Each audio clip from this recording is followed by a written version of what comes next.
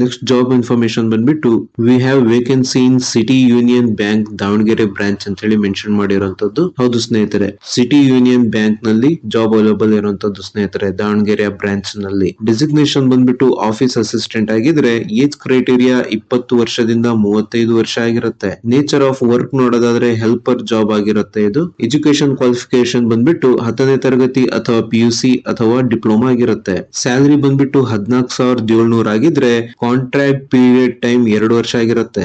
All government holidays will be holiday ಅಂತ ಹೇಳಿ mention ಮಾಡಿರುವಂತದ್ದು.